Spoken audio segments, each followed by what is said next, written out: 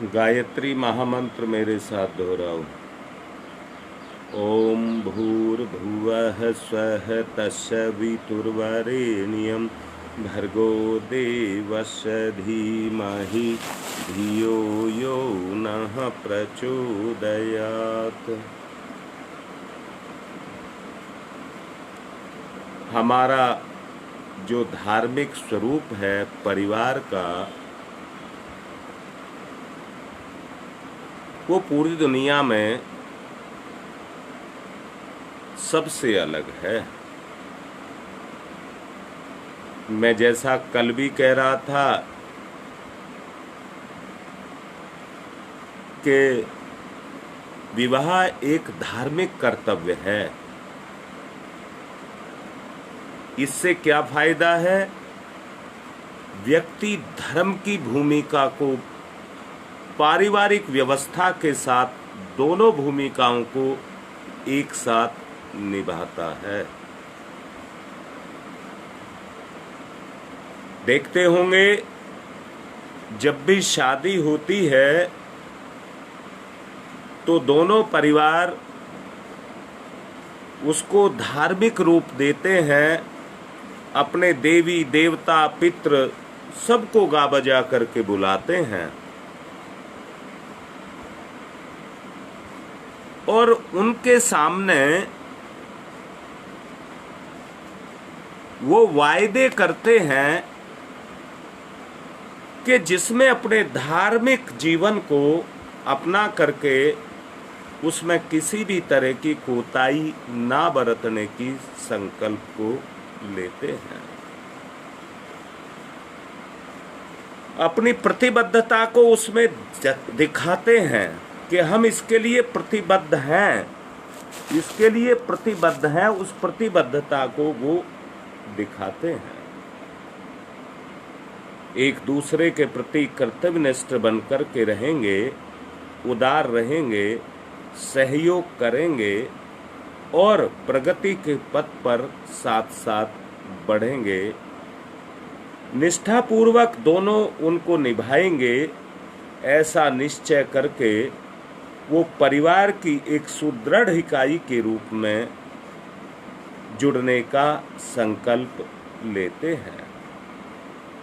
उनका जीवन आनंद, प्रकाश और प्रगति की सुरभि महिमा से महक उठे। ऐसे दंपति जिस समाज में पैदा हो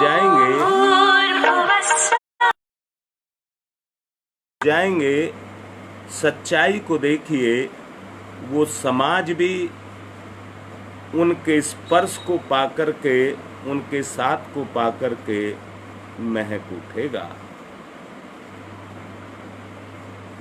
वो समाज सुरभित उद्यान के रूप में बन जाएगा जिसमें ऐसे दाम्पत्य जीवन को निभाने वाले पैदा हो जाएंगे। दाम्पत्य जीवन बाबा राम जी, संजय को देखिए। संजय मुझे बार बार फोन मिला रहे हैं, इसके बाद मिलाएं।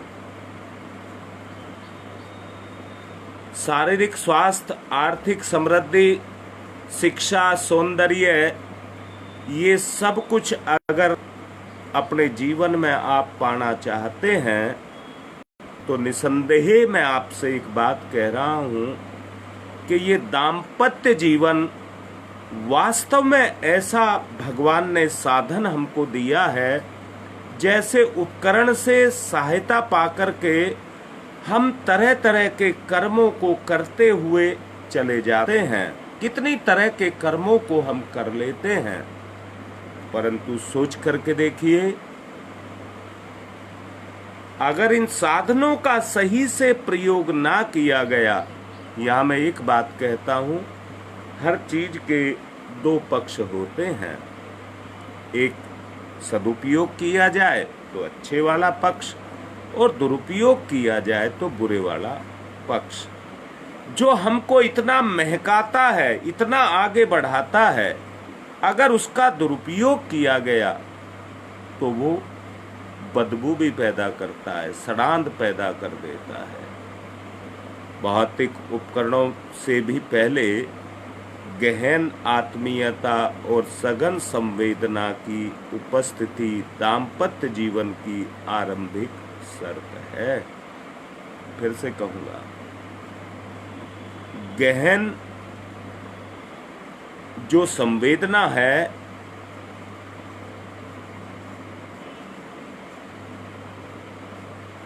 सघन जो संवेदना है और गहन जो आत्मीयता है, ये दोनों की दोनों पत्नी में संवेदना और पति में आत्मीयता इस रूप में ये काम करती हैं जैसे एक नाव को चलाने के लिए दो पतवार की जरूरत पड़ती है। सच को देखो, जिस तरह से नाव पानी के अंदर है, अगर डगमगा गई, डोल गई तो वो डूब जाएगी।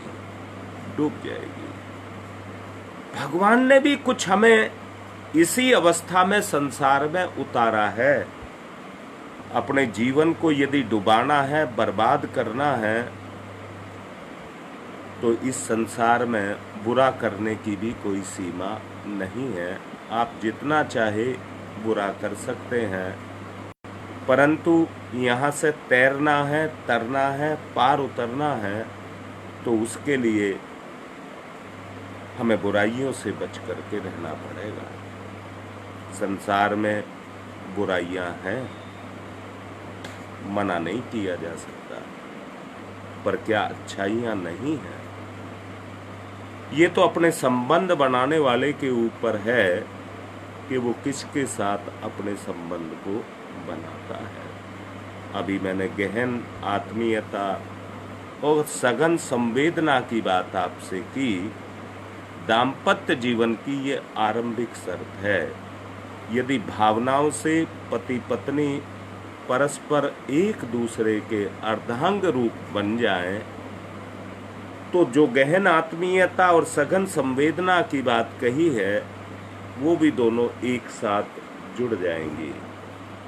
उनमें प्रेम और आत्मीयता से भरी हुई, साधन से भी सर्वोपरि गुण उनके अंदर होंगे।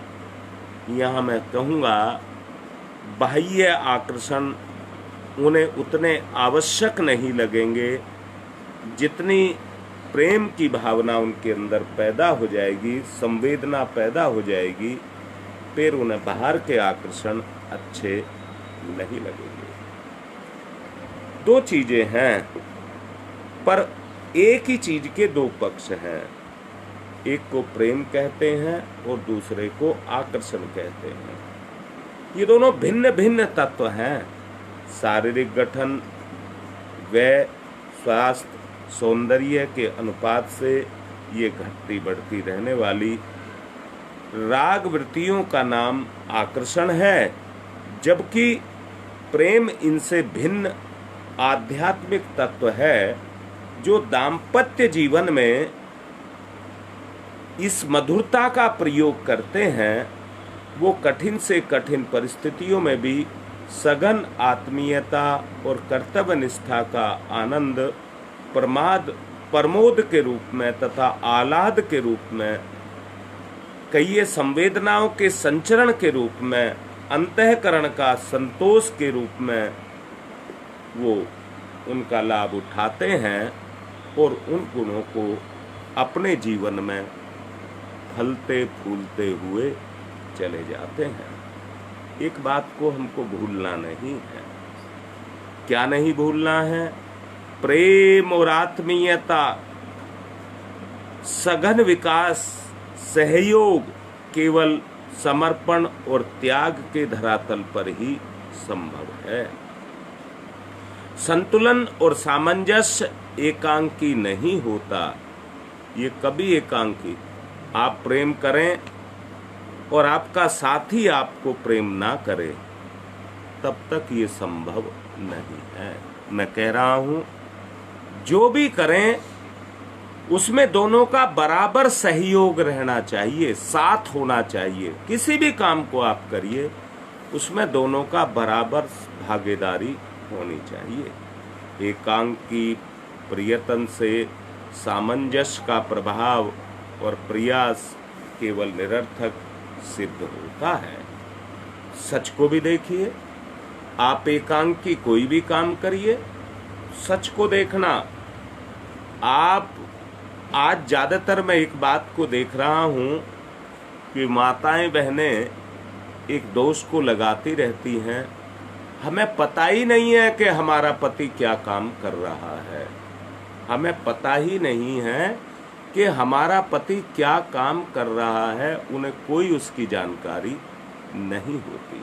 अब मैं फिर से कह रहा हूँ, अगर ये जानकारी का आदान प्रदान दोनों के बीच में रहे, या मैं फिर से कह रहा हूँ, छुपाने का काम गलत काम के लिए किया जाता है, अच्छे काम को तो गा बजा करके किया जाता है। जो व्यक्ति छुप करके काम करते हैं वो पाप कर्म होते हैं। फिर दोबारा से समझिए, आदमी अपनी, कोई भी हो, मैंने ये अच्छा किया, इसको बताने में अपनी शान समझता है। आदमी कहीं भी जाता है वहां पर अपनी बड़ाई अपने आप करता है कि देखिए मैंने ये अच्छे काम किए, मैंने ये अच्छे काम किए। अब मैं फिर से ये कह रहा हूं, अगर पत्नी की दृष्टि में हम ऊंचा उठना चाहते हैं तो हमें कुछ ऐसे कर्म करने पड़ेंगे जिन कर्मों को देख करके वो गदगद हो जाए और फूली ना समाए। ये दोनों के लिए कह रहा हूं, दोनों के दोनों अपने जीवन के जोड़े के साथी को देख करके फूले ना समाए। हमको ऐसे काम करने पड़ेंगे। आप देखते हैं, तराजू से सामान को तोल करके, मोल भाव करके तोल करके हम देते हैं, परंतु तोल करके देने के लिए तराजू के पलड़ों का संतुलन भी तो बनाते हैं। बगैर संतुलन बनाए आप वस्तु का आदान प्रदान नहीं कर सकते। इसलिए पति पत्नी आपस में दो पलड़े के, एक तराजू के दो पलड़ों के समान हैं। उन दोनों के बीच में जब समतुल्य भार रहेगा, जब समतुल्य भार रहेगा, दोनों तरफ बराबर भार रहेगा, तभी वो संतुलन बन करके निकल करके आएगा। नाव में आप बैठते हैं, अगर नाव के एक तरफ बोझ रख दिया जाए तो जिधर बोझ हो जाएगा उधर से नाव दब जाएगी और दूसरी तरफ से नाव उठती हुई चली जाएगी। एक तरफ बोझ हो गया, दूसरी तरफ मनोरंजन के लिए, मौज मस्ती के लिए, अपने सुख के लिए, भोग के लिए आदमी कुछ कुछ कर रहा है। तो मुझे फिर से बताओ, अगर मैंने कल गुरु पूर्णिमा के अवसर पर भी इस बात पर जोर दिया था और अब भी कह रहा हूं, पत्नी के मन पर बोझ बढ़े या पति के मन पर बोझ बढ़े, अगर नाव डूबेगी तो दोनों डूब जाएंगे।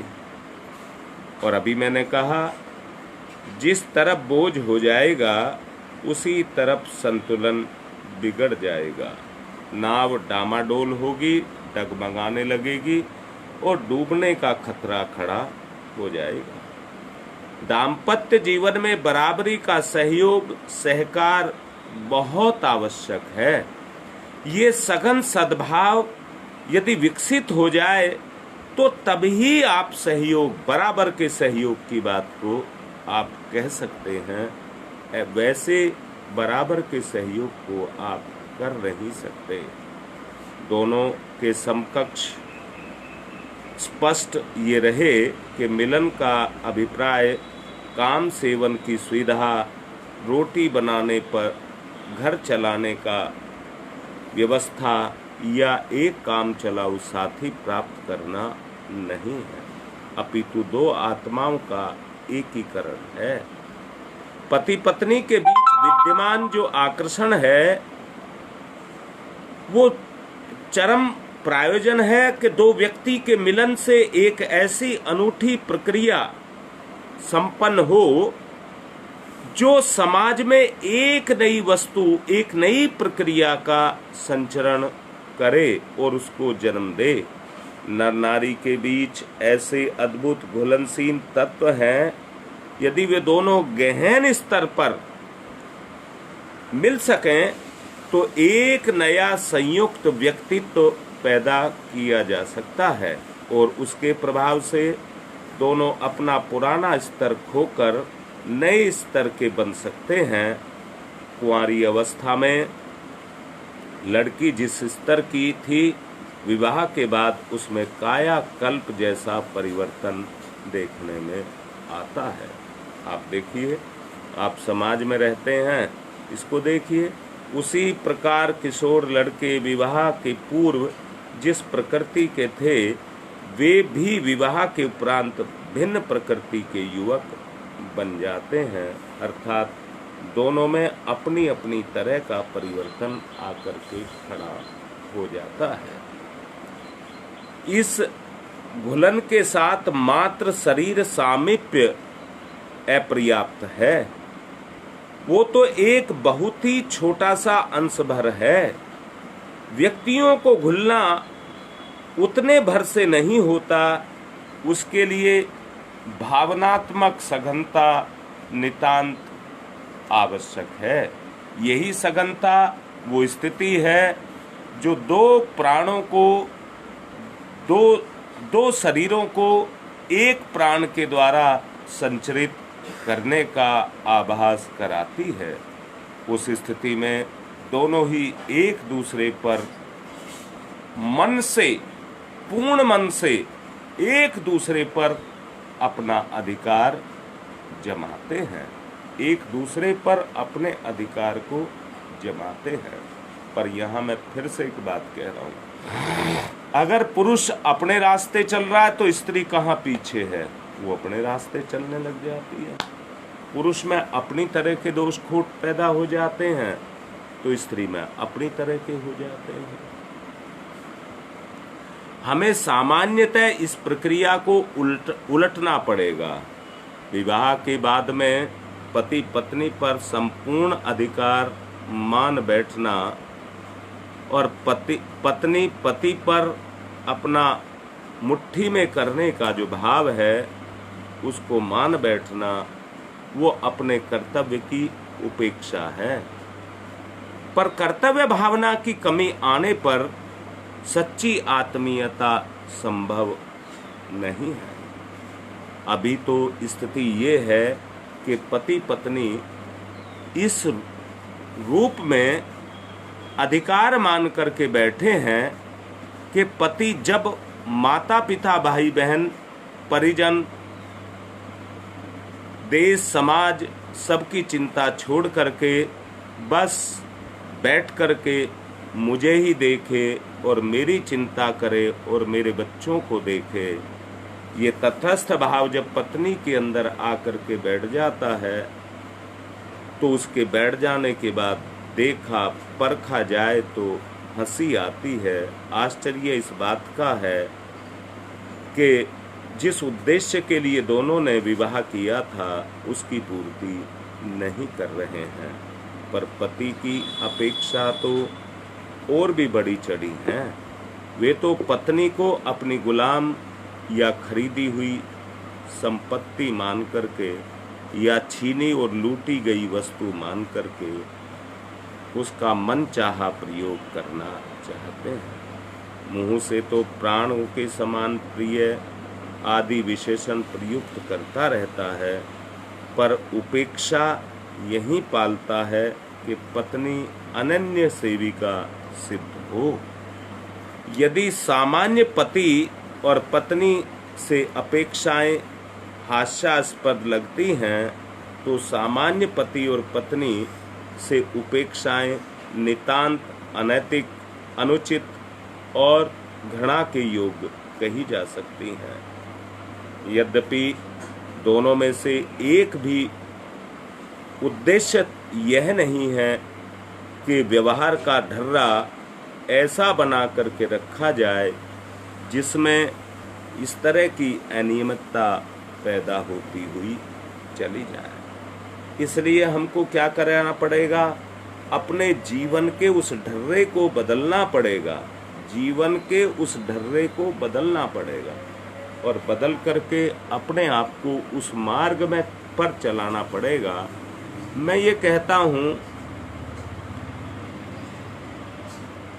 हर चीज अपने एक प्लेटफार्म पर चलती है। साइकिल को मेड़ों पर भी चलाया जा सकता है, परंतु कार को मेड़ों पर नहीं चलाया जा सकता। हवाई जहाज को हवा में चलाया जा सकता है, उसको सड़क पर नहीं चलाया जा सकता। ईश्वर ने भी जिस तरह के लिए इस जीवन को चलाने के लिए इस दाम्पत्य जीवन को दिया है, उसी मार्ग पर हमें इसको चलाना होगा, उसी मार्ग पर हमें इसको चलाना होगा। मैं फिर से कहूँगा, जो ईश्वर के बनाए गए उस मार्ग को अपनाते हैं, वो सामान्यतया इस प्रक्रिया में ऐसी उलट पुलट पैदा करते हैं जिसमें पति पत्नी के रूप में वो दोनों मिलकर के उस आवश्यकता की पूर्ति करते हैं जो गुण के रूप में उनके अंदर विराजमान है, उसकी पूर्ति कर सकते हैं। आवश्यकता संतुलित चिंतन की है। पति को समझना चाहिए कि विवाह निश्चय ही एक धार्मिक संस्कार है। उसे सर्वाधिक महत्वपूर्ण भी मान लिया, पर वह एक धार्मिक संस्कार नहीं बन सका, तो जाति कर्म, विद्यारंभ, उपनयन जैसे श्राद्ध कर्म अन्य धर्म में भी संस्कार के रूप में हैं। मातृभक्ति, पितृभक्ति, गुरु भक्ति, देशभक्ति जैसे अनेक अन्य कर्तव्य भी इस दुनिया में धर्म के रूप में माने जाते हैं। जीवन के शेष समस्त कर्तव्य और धर्मों की अवहेलना करके पति बस एक ही कर्तव्य को निभाए और वो विवाह के समय किए गए जो संकल्प हैं उनको पूरा करने के लिए, निभाने के लिए अपने आप को प्रयत्नशील बना करके रखे। भला जो पति जीवन के शेष सभी कर्तव्य भुला बैठा है और मात्र अपनी पत्नी के प्रति कर्तव्यों को कैसे याद रख सकता है? वो याद नहीं रख सकता। मात्र पत्नी के प्रति कर्तव्य को याद रखना है तो वो भाव अपने अंदर सदा पैदा करना पड़ेगा, जो सतत हमारे विचार के अंदर सतत निकलता हुआ चला जाए। याद करके देखिए, पत्नी के प्रति जो कर्तव्य हैं यदि उन्हें निभाया जाए तो पत्नी अपनी माँ की कोख में पैदा हुआ और पिता के संरक्षण से पला बढ़ा हुआ, बहनों के साथ हंसी खेल करता हुआ, रोया गाया गया, समाज से भारी सुविधा प्राप्त की हैं, उस समाज का उपकार करने के लिए शिक्षा, अन्न, वस्त्र इन सब का दान के रूप में प्रयोग करे। अगर आदमी ने अपनी उस सामाजिक व्यवस्था को भुला दिया है जिसके द्वारा वो बढ़ते हुए इस अंत में दाम्पत्य जीवन तक पहुंचा है, तो ये बात समझ लेना चाहिए कि ऐसा व्यक्ति वफादार नहीं हो सकता। जो अपने समय पर किए गए, मैं कहता हूँ एक समय हम किस तरह के थे, परंतु समाज ने हमारा दृश्य और अदृश्य रूप में कितना साथ दिया है, हमें उसको कभी भी नहीं भुलाना चाहिए। वो मात्र ऐसा व्यक्ति वफादार नहीं कहा जाएगा। माता पिता भाई बहन से सब काम निकलकर जो व्यक्ति ऐसी चिंताओं में फंसा रहता है, ऐसी उपेक्षा को पालने लगता है जो तार्किक प्रणति के रूप में पति को याद रहे, वहाँ पति उस पर तरह तरह के आक्षेप, दोष, खोट लगाता रहेगा और पत्नी भी उसी ही काम को करती रहेगी। सोच करके देखो, अगर पति पत्नी के रूप में हमको ऊंचा उठना है तो कोई ऐसा कर्तव्य निभाया जाए जो वास्तव में एक दूसरे के प्रति कर्तव्य के रूप में हो। पत्नियों की अपेक्षा तो उससे भी अधिक बढ़ी चढ़ी होती है पति से। निश्चल हृदय की नारी विवाह के समय भी ये प्रतिज्ञा करती है और दृढ़ सत्य उनको मान करके गहरे विश्वास के साथ समर्पण करती है। उसके विश्वास को छलने तथा उसे मूढ़ ही बनाए रखने में पुरुष का अपना योगदान है। पर ये बताओ उससे पुरुष को क्या मिलने वाला है? ये कहा जाए कि स्वस्थ पुरुष नहीं होगा जो अपनी पत्नी को उसकी विशेषताओं के रूप में विकसित कर सके, तो आपको ये सोचना होगा कि जो पत्नी की और पति की आकांक्षाएं हैं उनको कैसे पूरा किया जा सकता है। अगर नहीं किया गया तो उस व्यक्तित्व को समुन्नत विकसित कैसे किया जा सकता है? कैसे किया जा सकता है? अगर उसको समुन्नत और विकसित करना है तो दोनों को एक दूसरे के प्रति समर्पण का भाव रखना है, और केवल भाव से ही काम नहीं चलेगा। भाव से तो केवल अपने गुणों को जगाया जाता है, परंतु कर्म से उनको क्रियाशील किया जाता है। यदि पति पत्नी अपने कर्तव्य को निभाएं और उसे विकसित होने में सहयोग दें, तो साहित्य, कला, संगीत, व्यवसाय, राजनीति या समाज की सेवा के क्षेत्र में सर्वाधिक विश्वस्त मित्र और सर्वाधिक रुचिकर प्रिय साथी मिलने लग जाएंगे। पत्नी तो एक ऐसी साथी है जो निरंतर उपलब्ध है। ऐसा विकसित तथा आनंद, उल्लास भरी स्फूर्ति, प्रफुल्लता, तृप्ति, प्रसन्नता जो अजस्र स्रोत के रूप में अपने पति और परिवार को वो देती है, यदि उसका स्वरूप ही बिगड़ गया तो वो जो उल्लास है, संतोष है, जो वो रस है, वो आपको कहां से मिलेगा? पति और पत्नी के संबंधों में गहरी दरार तभी पड़ती है जब वे एक दूसरे से मात्र अपेक्षाएं करने लग जाते हैं। वरना अपना कर्तव्य अपने आप याद रखना चाहिए। जहां एक दूसरे के प्रति सम्मान, कृतज्ञता और समान संवेदना होनी चाहिए थी, वहां सार्वजनिक क्षेत्र में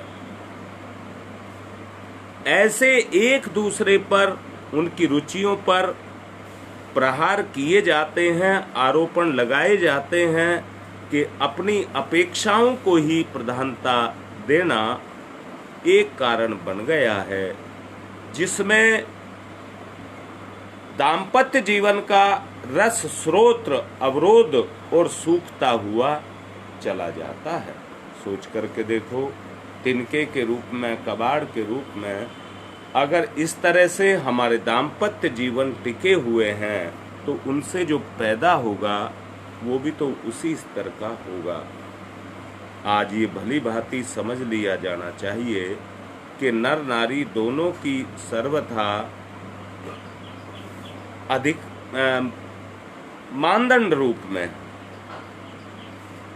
जहां मानक उनके एक ही हैं और एक ही होने चाहिए, वहीं पर दुर्गुण के पैदा हो जाने से दोनों अलग अलग अपने रास्ते को बना लेते हैं। सफलता, सार्थकता की दोनों ही जिम्मेदारियां हैं, किसी की एक नहीं है।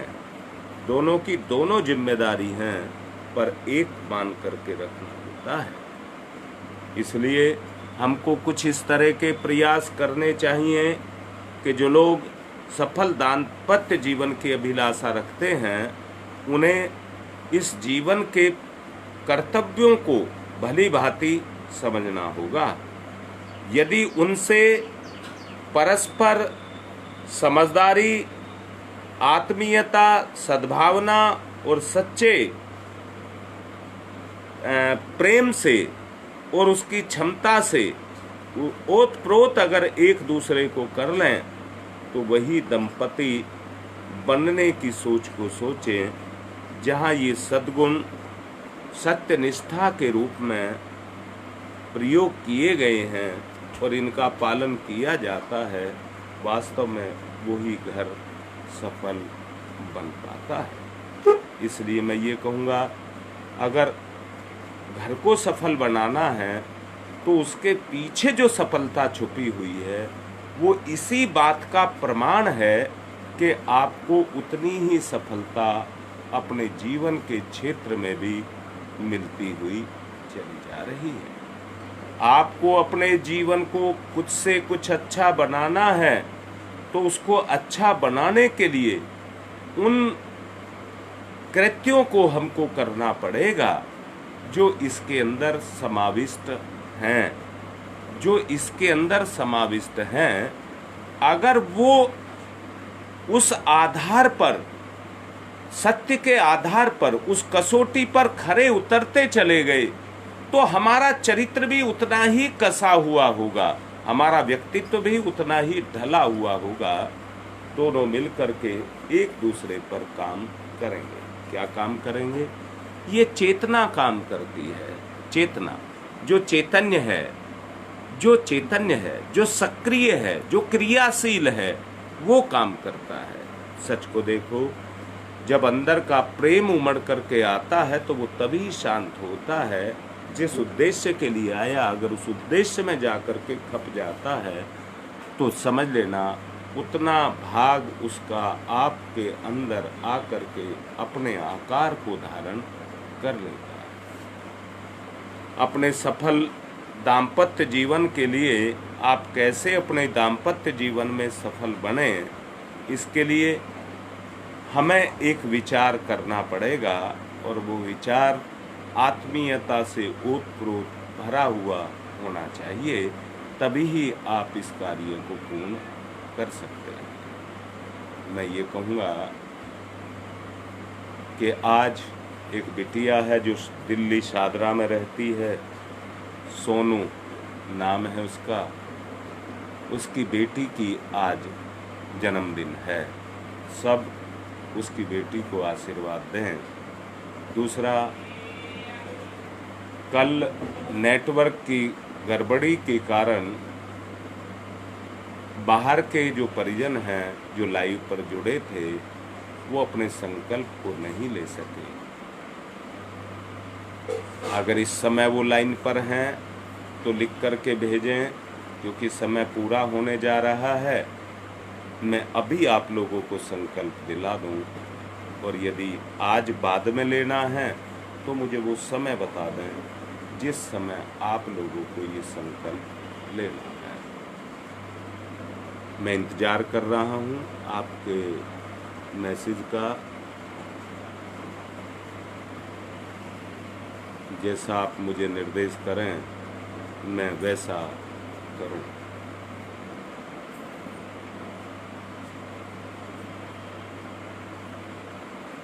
जल्दी से लिखें।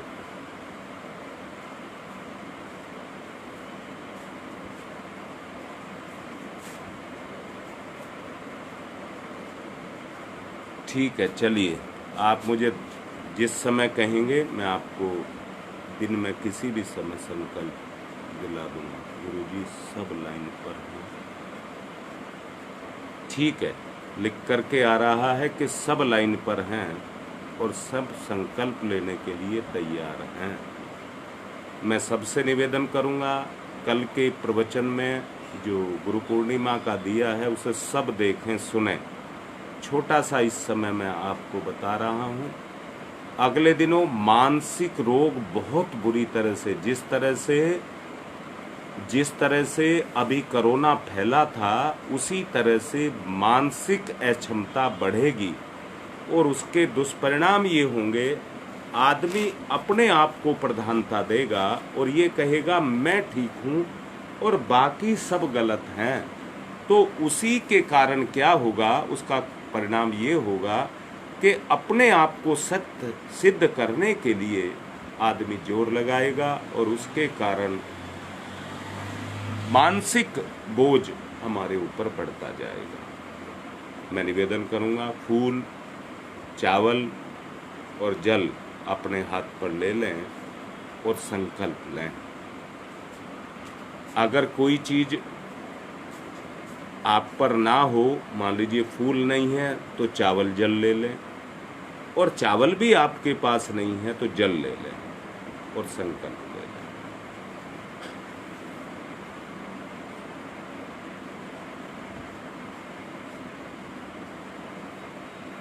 ओम विष्णु विष्णु विष्णु श्रीमद्भगवतो महापुरुषस्य विष्णुराज्ञया प्रवर्तमानस्य अद्श्री ब्राह्मणो द्वितीय परार्धे श्री श्वेत वाराह कल्पे वैवत मनवर्ते भूलोके जम्बूद्वीपे भारतवर्षे भरतखंडे आर्यवर्तक देशांतर्गते, अपने अपने क्षेत्र का नाम लेंगे।